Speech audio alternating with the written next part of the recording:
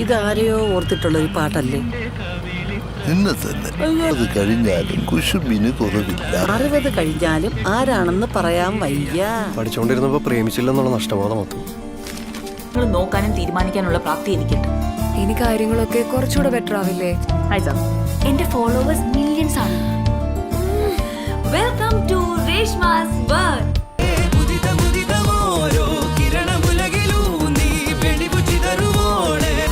ഈ ബൊമ്മായിൽ കിടക്കുന്ന പോലെ കിടന്ന എന്റെ അറി. ഞാൻ സാറ്റിസ്ഫൈഡ് അല്ല. ഈ സാറ്റിസ്ഫൈഡ് അല്ലെന്ന് പറഞ്ഞു.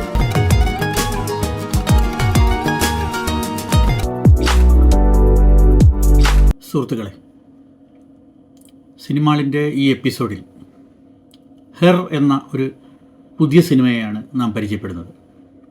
ഈ സിനിമ കഴിഞ്ഞ ദിവസം മനോരമ മാക്സിലൂടെ ആണ് റിലീസ് ചെയ്തിരിക്കുന്നത്. ഈ OTT റിലീസ് ചെയ്തിരിക്കുന്ന ഹെർ എന്ന ചിത്രം സംവിധാനം ചെയ്തിരിക്കുന്നത് ലിജിൻ ജോസ് ആണ്. അതിൻ്റെ രചന നിർവഹിച്ചിരിക്കുന്നത് അർച്ചന വാസുദേവാണ്. ലിജിൻ ജോസ് നേരത്തെ KG ജോർജിൻ്റെ സിനിമകളെ സംബന്ധിച്ചും അദ്ദേഹത്തിൻ്റെ ജീവിതത്തെ സംബന്ധിച്ചും എഴുതിയിട്ടുള്ള 8.5 ഇൻ്റർകട്ട്സ് എന്ന ഡോക്യുമെൻ്ററി വളരെ ശ്രദ്ധേയമായിരുന്നു. അതോടൊപ്പം തന്നെ അദ്ദേഹത്തിൻ്റെ ഫ്രൈഡേ, ലോ പോയിൻ്റ് എന്നീ സിനിമകളും ഇറങ്ങിയിട്ടുണ്ടായിരുന്നു.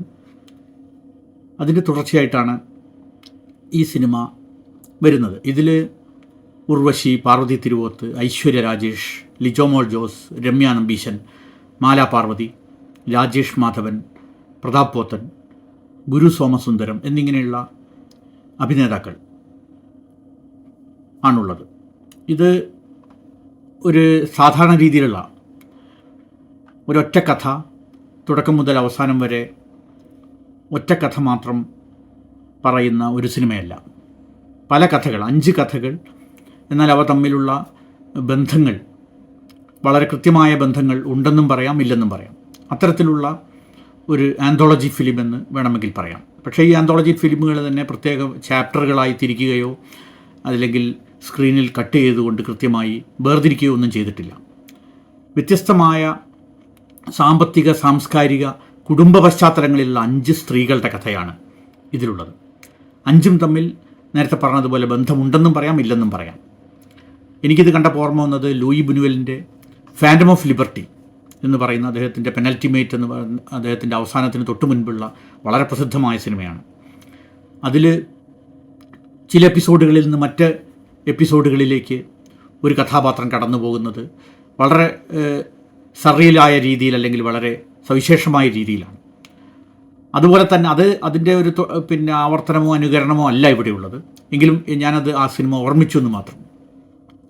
അതായത് ഈ കഥകൾ തമ്മിൽ ഫാൻറ്റം ഓഫ് ലിബർട്ടിയിൽ 12 എപ്പിസോഡുകളാണുള്ളത്.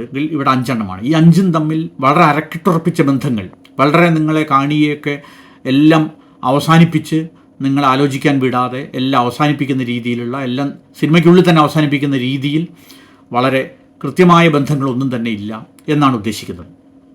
അതേസമയം ആധുനിക സ്ത്രീ അഥവാ ആധുനിക കേരള സ്ത്രീ ഇങ്ങനെയൊക്കെയാണ് എന്ന ഒരു പരിചയപ്പെടുത്തലാണ് സാമാന്യമായി ഈ സിനിമ.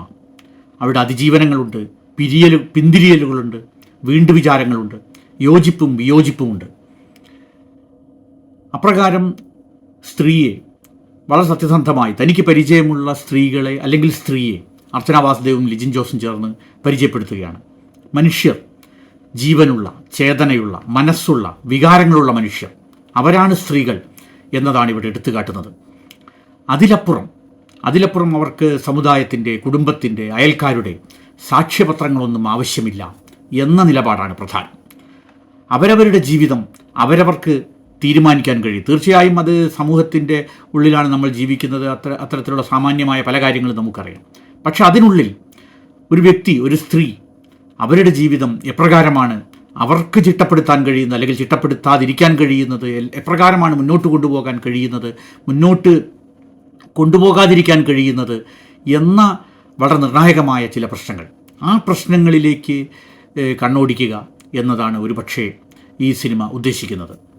തലസ്ഥാന നഗരം എന്ന നിലയിൽ നമുക്ക് പരിചയമുണ്ടായിരുന്ന തിരുവനന്തപുരത്തെ ഐ.ടിക്കാരുടെയും അതുപോലെ തന്നെ വിരമിച്ചവരുടെയും സോഷ്യൽ മീഡിയ ഇൻഫ്ലുവൻസേഴ്സിൻ്റെയും ജോലി തേടുന്നവരുടെയും പരമ്പരാഗത ജീവിതത്തിൽ നിന്ന് മാറാൻ തുനിയുന്നവരുടെയും എല്ലാം ഒരാധുനിക നഗരമാക്കി മാറ്റുന്നു എന്നത് ഹിർ എന്ന സിനിമയുടെ പ്രസക്തിയാണ്. സാധാരണ രീതിയിൽ തിരുവനന്തപുരം ഒരു പഴഞ്ചൻ നഗരമായിട്ടാണ് നമ്മൾ കാണാറുള്ളത്. അധികാരത്തിൻ്റെ, സെക്രട്ടേറിയറ്റിൻ്റെ, അതല്ലെങ്കിൽ മറ്റ് തകരപ്പറമ്പിൻ്റെ ഒക്കെ ഒരു നഗരം എന്ന രീതിയിലാണ് നമ്മൾ പലപ്പോഴും തമ്പാനൂരിൻ്റെ നഗരം എന്നതിൽ നിന്ന് മാറി അത് ടെക്നോ പാർക്കിൻ്റെ നഗരം, കഴക്കൂട്ടത്തിൻ്റെ നഗരം എന്ന രീതിയിൽ തിരുവനന്തപുരത്തിൻ്റെ ഭൂപ്രകൃതിയെ തന്നെ ഒരർത്ഥത്തിൽ അതിൽ മാറ്റുന്നുണ്ട്. ആൺപടങ്ങളിൽ തിരുവനന്തപുരമായാലും കൊച്ചി ആയാലും ഒറ്റപ്പാലമായാലും കോഴിക്കോടായാലും മലപ്പുറമായാലും കാസർഗോഡായാലും എല്ലാം തോക്കിൻ്റെയും അധോലോകത്തിൻ്റെയും വാഴ്ചകളായിട്ടാണ് അത് അവതരിപ്പിക്കാറുള്ളത്. അതാണ് നമ്മളുടെ സിനിമയുടെ ഒരു സാധാരണ രീതി തന്നെ. അതിനിടയിൽ പെണ്ണുങ്ങൾ എങ്ങനെ ജീവിക്കുന്നു എന്നതാണ് ഈ സിനിമയുടെ പരിശോധന. തീർച്ചയായും ആൺപടങ്ങളിൽ പെണ്ണുങ്ങൾ ഉണ്ടാവാറുണ്ട്. പണ്ട് ഹോളിവുഡിനെ പറ്റി വിശദീകരിക്കാറുള്ളത് പോലെ തോക്കും ഒരു പെണ്ണുമുണ്ടെങ്കിൽ ഒരു സിനിമ എടുക്കാമെന്ന് പറയുന്നത് പോലുള്ള ആ പെണ്ണിൻ്റെ അവസ്ഥയിൽ നിന്ന് മാറി യഥാർത്ഥത്തിലുള്ള പെണ്ണുങ്ങൾ, യഥാർത്ഥത്തിലുള്ള സ്ത്രീകൾ എങ്ങനെ ജീവിക്കുന്നു, അവരെവിടെയാണ് എന്നതാണ് ഹിർ എന്ന സിനിമയുടെ പരിശോധന. നന്മമരങ്ങളായി പൊതുവെ അവതരിപ്പിക്കപ്പെടാറുള്ള ഓട്ടോ ചേട്ടൻ്റെ ആൺനോട്ട കണ്ണാടികൾ സത്യത്തിൽ എല്ലാ ആണുങ്ങളുടെയും കണ്ണുകൾ അഥവാ നോട്ടങ്ങൾ തന്നെയാണ്. അപ്പോൾ ആണിൻ്റെ ഇതിൽ പല ആണുങ്ങൾ വരുന്നുണ്ടെങ്കിൽ പോലും ആ ആൺനോട്ടം എന്ന അത് ആ ഓട്ടോയിലെ കണ്ണാടിയായി വരുന്നു എന്നത് വളരെ പ്രത്യേകമായി നമ്മൾ എടുത്തു പറയേണ്ടതാണ്. യഥാർത്ഥമായ പല പ്രശ്നങ്ങളും സിനിമയിൽ നിറഞ്ഞു നിൽക്കുന്നുണ്ട്.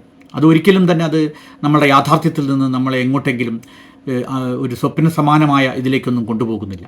പൊതു കക്കൂസുകളുടെ അവസ്ഥ, അതിലേക്ക് സ്ത്രീകൾക്ക് കയറാൻ കഴിയാത്ത അവസ്ഥ, അതുപോലെ തന്നെ ഹരിതകർമ്മസേനയിലും വീട്ടുജോലിയിലും ഒതുക്കപ്പെടുന്ന തുച്ഛവരുമാനക്കാരായ തൊഴിലാളി സ്ത്രീകളുടെ അവസ്ഥ, അലക്സ പോലുള്ള ഡിജിറ്റൽ ഡിവൈസ് വന്നു കഴിഞ്ഞാൽ പിന്നെ അപ്രസക്തയാവുന്ന മധ്യവയസ്കയായ ഭാര്യ, ഒരു കുടുംബത്തിനകത്ത് ഒരു ഭാര്യയുടെ റോൾ എന്താണ്? ആ റോള് ഭർത്താവിന് കാപ്പി ഉണ്ടാക്കി കൊടുക്കുക, അല്ലെങ്കിൽ ഭർത്താവിൻ്റെ ചോദ്യങ്ങൾക്ക് ഉത്തരം പറയുക. ഇതിനൊരു അലക്സ പോരെ. കാപ്പി ഉണ്ടാക്കി കൊടുക്കാൻ അലക്സയ്ക്ക് പറ്റില്ലെങ്കിൽ പോലും അതിനും മറ്റ് മെഷീനുകളുണ്ടല്ലോ. അപ്പോൾ ആ അലക്സയെ എങ്ങനെയാണ് അതിജീവിക്കുന്നത് ആ മധ്യവയസ്കയായ ഉർവശിയുടെ കഥാപാത്രം എന്നത് വളരെ അതിൽ ഒരു ഡിജിറ്റൽ ലോകത്തെ അത് അടയാളപ്പെടുത്തുന്നത് വളരെ എടുത്തു പറയേണ്ടത് തന്നെയാണ്.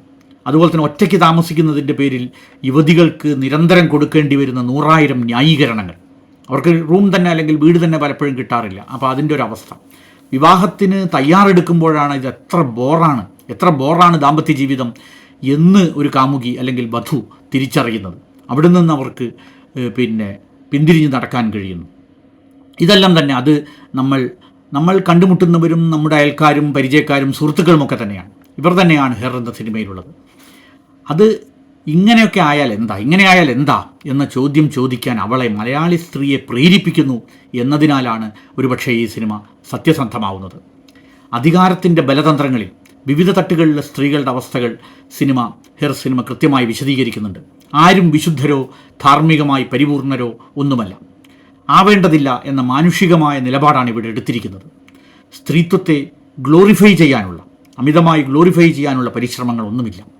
അപ്പോൾ ആ നിലയ്ക്ക് നമ്മുടെ മലയാള സിനിമ ആധുനികതയെ അല്ലെങ്കിൽ സമകാലത്തെ എപ്രകാരമാണ് അത് അഭിമുഖീകരിക്കുന്നത്, അത് തീർച്ചയായും അത് വളരെ ആധുനികമായ രീതിയിൽ, വളരെ നൂതനമായ രീതിയിൽ അഭിമുഖീകരിക്കാൻ മാധ്യമത്തിൻ്റെയും അതുപോലെ തന്നെ ഈ കാലഘട്ടത്തിൻ്റെയും പല പ്രശ്നങ്ങളും അല്ലെങ്കിൽ ആ പല രീതികളും അത് പരിചരിക്കുന്നു എന്നതാണ് ഒരു പക്ഷേ ഹിർ എന്ന സിനിമയുടെ ഏറ്റവും വലിയ ഒരു പ്രത്യേകത എന്നാണ് എനിക്ക് തോന്നുന്നത്.